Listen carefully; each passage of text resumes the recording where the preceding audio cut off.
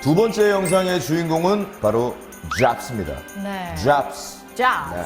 그 유명한 잡스님만큼이나 이제 더 유명해지실 분이 아닐까 싶은데요. 이 마포구에서 아주 이름난 마포 잡스. 네, 마포 잡스. 모셔볼까요? 네, 만나볼까요? 나와주세요. 나와주세요. 어서 오세요. 반갑습니다. 어서 오세요. 네, 이쪽으로 오세요. 네, 반갑습니다. 반갑습니다. 반갑습니다. 네. 반갑습니다. 스티브 잡스가 아니라 마포의 잡스입니다. 마포 잡스. 오늘 소개 좀 부탁드릴게요. 예, 안녕하세요. 저는 전자제품 수리기업 잡스의 대표 김학민입니다. 네. 네, 앞에서 만나본 영상에서 우리 김학민 대표님의 스토리를 좀 엿볼 수 있었는데 이제 자세한 이야기를 좀 나눠보도록 하겠습니다. 이 서강대 학생들부터 시작해서 정말 수많은 대학생들에게 잡스님으로 네. 통한다고 하는데 네. 아주 유명하시대요. 어떻게 된 이야기인가요? 제가 대학교에서 2학년 공부를 할 때 제 애용하던 아이폰이 깨졌습니다. 네. 그때 수리를 하려고 센터를 찾아갔는데 수리비가 몇십만 원 나오더군요. 비싸죠. 예, 이제 한 달 생활비가 뭐 10만 원, 20만 원에 불과한데 수리비로 몇십만 원을 지불하는 거는 네. 거의 사치에 불과하더군요. 그래서 가져와서 이제 제 기숙사에서 네. 부품을 구매해서 이제 뜯고 조립해서 네. 수리를 했습니다. 성공을 한 거예요? 예, 예. 우와. 그래서 저는 정말 별치 않게 수리를 했는데 저희 룸메이트가 네. 아니 이건 정말 대박이다. 이걸 우리 학교 학생들을 상대로 네. 알바 대신 이런 수리를 해주면 좋지 않겠냐 그러는 거예요.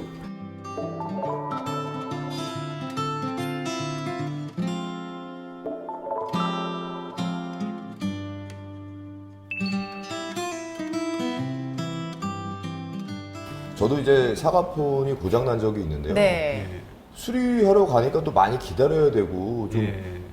비용도 만만치가 않거든요. 그렇죠. 예. 네. 그런데 그게 또 학생 신분으로 또 그렇잖아요. 예. 이렇게 또 오랫동안 왜냐면 요즘에 휴대폰 막 하루만 없어도 막 맞아요. 불안한데 빨리빨리 돼야 되고. 근데 바로 된다고 하면은 누가 예. 안 가겠어요. 이렇게 얘기를 나누다 보니까 제가 옆에서 이렇게 찬찬히 봤거든요. 근데 얼굴이 천재상이야. 그 상이 있잖아요. 아, 네. 예. 근데 반상도 오시는 줄 몰랐네요. 아니 근데 약간 천재상이에요. 아, 근데 이게 말이 쉽지. 그러니까요. 그 스티브 잡스가 만든 그걸 이렇게 수리를 뜯어가지고. 한다? 뜯어가지고 본인이 그거 쉽지 스스로. 않은데. 근데 이거를 천재지, 그러면 천재. 다른 사람들도 이 정도는 좀 할 수 있잖아요. 이렇게 생각하셨어요? 뭐 관심 가지고 이제 연구하고 뜯어보고 네. 해보면 누구나 할 수 있어요. 아이 어떻게 보면 누구나 해요. 못하죠. 대원님도 할 수 있습니다. 아유 못합니다. 그러니까 대표님만큼 그렇게 다들 많이 연구를 하지 않았던 거겠죠. 근데 이 앞에 본 영상 제목이 이 사람의 마음을 고칩니다 였거든요. 예. 그러니까 수리를 하는 것과 예. 사람의 마음과 이게 어느 연결이 있다라고 생각을 하셨나 봐요. 저희가 이제 수리하러 오면 들어오실 때부터 고객님들이 되게 다 울상이 돼 있어요. 어떤 하구도 이제 와서 애용하던 제품이 고장났는데 너무 비싸니까 막 우는 하구도 있었고 또 어떤 애기 엄마는 5년간 애기 사진도 여기 있습니다. 그렇죠, 그렇죠. 안 돼요, 진짜. 또 어떤 분은 돌아가신 소중한 분의 추억이 여기 있는데 살려주세요 이러면서 되게 그럴 때마다 제가 수리해줬던 건 단순 수리, 기계적 수리가 아니라 아 사람의 마음을 이제 만져줄 수 있구나 그 너머의 일을 할 수 있는 거더라고요. 네. 그래서 우리는 사람의 마음을 수리합니다 이런 슬로건을 야 의미가 있네요. 정말 잘 정하신 것 같아요. 내가 그랬잖아요. 천재상이라고. 맞네요, 천재상이. 제 마음도 좀 수리 좀 해주세요. 아니, 아까도 상담을 많이 받으시더라고요. 마음이 좀 헛헛하고 아니, 좀 수리할 게 많으신가 봐요. 수리할 게 많아요. 네. 아 근데 또 이슈가 됐던 것 중에 하나가 네. 김학민 대표님이 세터민이시더라고요. 네. 한국에 온 건 언제신 건가요? 이제 10년 딱 됐으니까 10년 이요? 2011년에 왔습니다. 네. 그 세터민이라고 하면은 뭐 탈북을 하신 거죠. 북한에서 예. 네. 이게 탈북이라고 하는 게 예. 어떻게 보면은 상상이 잘 안 되거든요. 맞아요. 일생일대의 가장 중요한 사건이었을 텐데 예. 어떻게 결심을 하시게 된 거예요? 한 2000년 초반부터 제가 전자제품 수리를 하다 보니까 그 해외로부터 이렇게 밀수된 전자제품들이 들어오면 미디어도 그 속에 있기도 하고 비디오 테이프나 CD, USB 이런 걸로 이제 한국 드라마들을 보게 됐던 겁니다. 북한에 그렇죠. 계실 때. 예. 근데 우리가 알고 있던 한국 사회하고는 많이 다른 겁니다. 정말 살기 네. 어렵고 그런 줄 알았는데 그 드라마 속에서 보는 한국은 천국이에요, 정말. 그래서 너무 가고 싶다 생각을 하게 됐고 제가 25살 나던 해에 어떻게 기회가 돼서 이제 국경 인접 이제 중국 국경을 탈북해서 제 상국으로 태국으로 가서 거기서 망명을 신청하고 대한민국으로 이제 오게 됐습니다. 그렇게 목숨을 걸고 오신 이유가 있을 것 같아요. 예.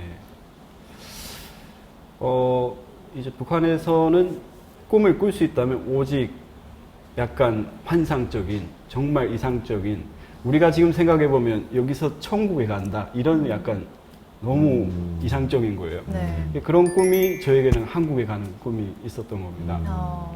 근데 이게 거의 뭐, 확률로 보면 50대 50이잖아요. 네. 가다 잡힐 수도 있고, 갈 수도 진짜, 있고. 예. 잡히면 어떻게 될까? 나의 죽는 모습은 어떤 것일까? 많은 고민을 이제 교차하다가 그래도 내가 인생에 한 번 운명을 바꿀 수 있는 기회는 이런 기회가 아닐까 이렇게 큰 결심을 하고 이제 두만강에 뛰어들어서 두만강에? 예, 예. 그 두만강을 건너 오신 예, 거예요? 예, 예. 겨울에? 예. 당시 겨울이었으니까 저희는 얼음 위로 이제 한 100m 강폭이 되는데 거기로 이제 막 죽으라고 뛰어서 노는 거죠. 예. 야, 그 그 순간, 겨울에 그 순간 진짜 죽어라고 뛰다가 죽을 수도 있는 큰일 거잖아요. 날 수도 있는 거잖아요. 예.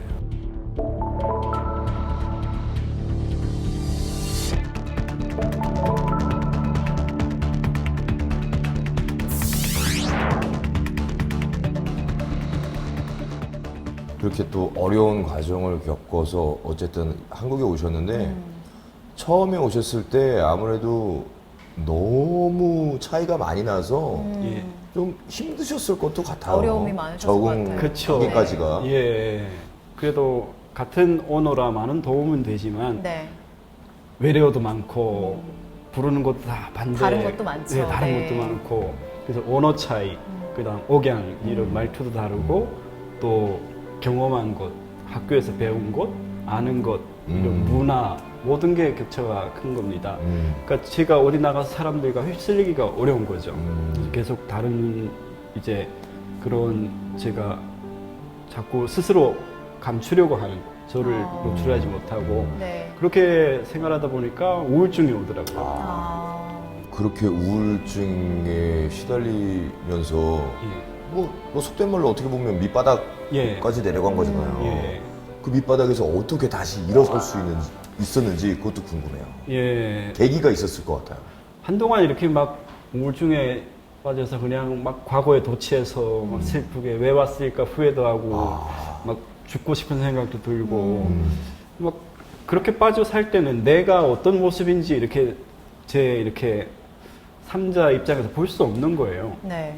너무 힘드니까 그냥 막 그때 오지 않았으면 어떻게 됐을까 막 이런 오만 가지 생각을 다 하는 거죠. 그 다음 더 갈 데가 없는 겁니다. 그 다음 선택은 무엇일까? 더 내려가면 죽음? 근데 죽자고 왔을까? 이런 생각도 들고 스스로 판단을 하게 되거든요. 그럼 인생에 내가 뭔가 꿈이 있고 이루고 싶은 것이 있다면 바로 지금부터 일어나서 뭔가를 해야 되겠구나. 그때 동생이 준 책 한 권이 생각나더군요. 그 책이 스티브 잡스의 전기 이런 책이었는데 당시도 그냥 방치되어 있었어요, 책꽂이에. 그래서 꺼내 들었는데 이제 메모지에 저기 있는데 오빠 이 책 잘 읽고 스티브 잡스 같은 사람이 되면 좋겠어요 하고 써놓은 겁니다. 근데 공부도 쉽지 않았을 것 같은데요. 왜냐면 배운 게 너무나 다르고 하니까. 예. 그래서 학교라는 게 그냥 뭐 지원하면 간다는 것도 아니었고 동네에 이렇게 보니까 수학 이런 학원들이 있더군요. 그래서 무작정 찾아 들어가서 저 공부하고 싶어서 왔습니다. 그러니까 근데 초등학교 중학생들 주로 가르치는 학원인데 나이가 어떻게 되세요? 물어보는데 25살입니다. 네. 그래서 탈북해서 왔는데 그쪽에서 왔는데 제가 공부 너무 못해서 공부하고 싶습니다. 그러니까 일단 원장님과 상의하고 연락 주시겠다고. 그래서 면담 갔는데 학원비가 한 40만 원 나오더군요. 그래서 학원비 40만 원 나오는데 괜찮으시겠냐고. 근데 제가 생활비가 한 10만 원밖에 없는데 이런 상황입니다 하니까 또 나중에 연락 주시겠다고 그러더군요. 네. 근데 원장님께서 다음에 보자고 해서 가셨는데 아 이렇게 그곳에서 왔다는 얘기 들었다. 네, 생활비가 이렇게 어려운데 공부를 하기가 참 힘드시겠다고. 그러면 두 과목을 영어랑 수학을 무료로 예. 예, 그분은 참 다시 찾으면 너무 절을 드리고 싶습니다. 야, 진심이 예. 통한 거죠. 예. 좋으신 분들도 많으시고 네. 많아요 진짜. 그래서 며칠 막 다니는데 학생들이 은근히 잘 챙겨주는 거예요. 형님 이럴 때 이렇게 해야 되고. 그래, 착하다니까. 예, 예.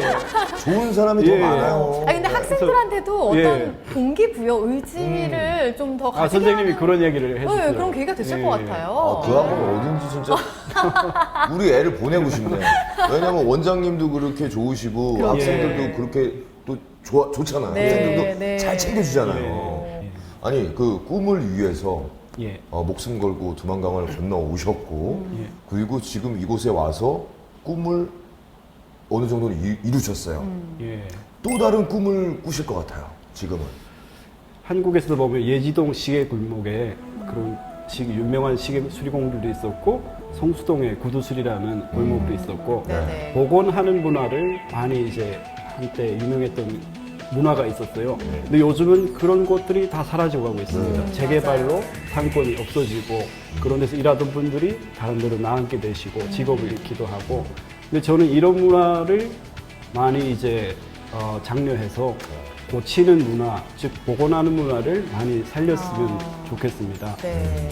예. 이제 벌써 마지막 질문을 드려야 할 시간인데요. 예. 탈북을 하셔서 이곳에 와서 또 보이지 않는 많은 선들을 겪으셨어요. 나에게 있어서 경계란 무엇일까요? 이제 살아가는 데 있어서 경계는 마음의 벽이 아닐까.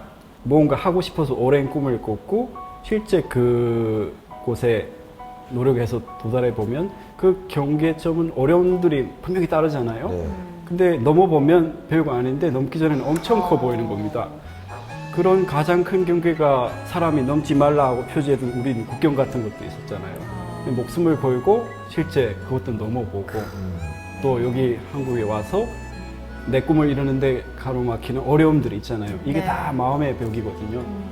그래서 그런 마음의 벽들은 결국 좀 도전과 오랜 노력을 통해서 네. 이제 허물어 내려야만 없어지지 쉽게 이게 해결되는 부분이 아니라고 봅니다. 경계는 그냥 사람의 마음이 만들어내는 것일 뿐 아무것도 아니다. 허상인 예. 거죠. 넘을 예. 수 있는 건 거잖아요. 예, 다 네. 넘을 수 있다고 봅니다. 도전해라. 도전. 아니 다른 어떤 분이 말씀하시는 것보다 김학민 대표가 이렇게 이야기를 해주시니까 더 마음에 확 와닿는 것 같아요. 예. 네. 정말 두려웠던 그런 인생의 경계를 직접 넘으시고 이렇게 꿈을 이뤄내고 계신 김학민 대표님의 이야기를 오늘 너무 잘 들었는데 앞으로도 정말 더 큰 꿈을 위해서 전진해 나가실 거라고 믿습니다. 네, 앞으로를 네. 더 응원하겠습니다. 오늘 나와서 좋은 말씀 들려주셔서 정말 감사합니다. 네. 감사합니다. 감사합니다. 감사합니다.